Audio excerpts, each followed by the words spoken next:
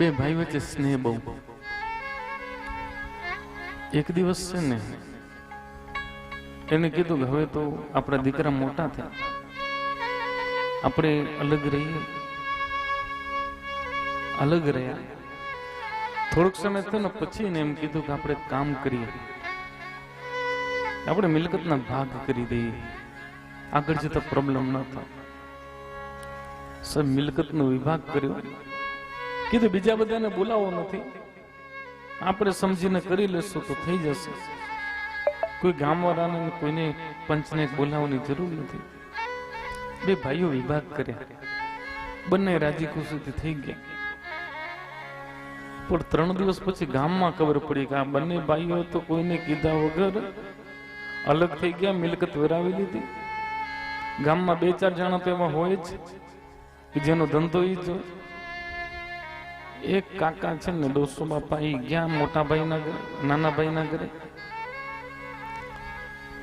નાના ભાઈને કે તમે બધું વેરાવી લીધું? કે હા. એક અમને કીધું નહીં, ચા પીવા પણ ન બોલાવ્યા. અરે કે અમે 2 ભાઈને 2 સંપીને બધું કરી લીધું, એમાં હવે બીજાને બોલાવવાની શું જરૂર હોય? કે ભલા માણસ ચા તો પીવડાવી જોઈએ. કે કાકા અત્યારે પી લે.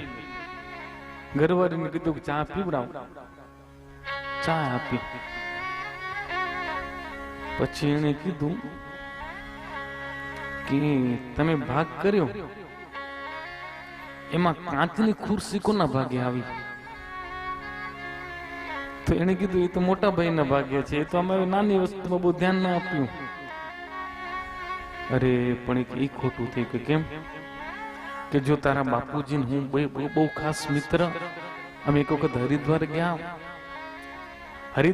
ને તારા બાપુજીની પરિસ્થિતિ બહુ નબળી, ઘરે ખાવા માટે કાંઈ નહીં. પણ એને હરિદ્વાર ત્યાં કાચની ખુરશી લીધી અને ખુરશીમાં એવી કોઈ દેવીની કૃપા થઈ છે કે ખુરશી આવ્યા પછી તારા બાપાને એવી ચડતી થઈ કે 2 પાંદડે થઈ ગયા. એટલે તારા બાપુજી મને એમ કહેતા કે ખુરશી છે ને એ બહુ ભાગ્યશાળી છે. એટલે મને એવું લાગ્યું કે તારા ભાઈ તને બધું આપ્યું હશે પણ ખુરશી નહીં આપી હોય. કે હાથીઓ તારે કે તું 10 વીઘા જમીન આપ ને તો તારો ભાઈ તને ખુરશી નહીં આપે, જોજે. અને એને કીધું હમણાં ન જજો, 3 દિવસ પછી તો એને પૂછા કરજે. આમ કરીને ચા પીને નીકળી ગયો.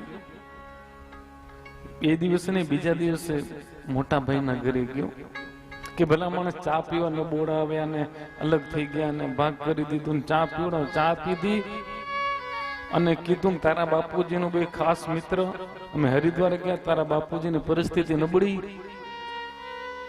ત્યાં તારા બાપુજીએ કાચની ખુરશી લીધી અને ખુરશી આવ્યા પછી એટલી ચડતી થઈ કે જેની કોઈ સીમા નહીં. એટલે એ ખુરશી છે તું તારી પાસે રાખજો. તારો ભાઈ તને 10 વીઘા જમીન દે તો ઈ ન દેતો, તને સાચું કીધું.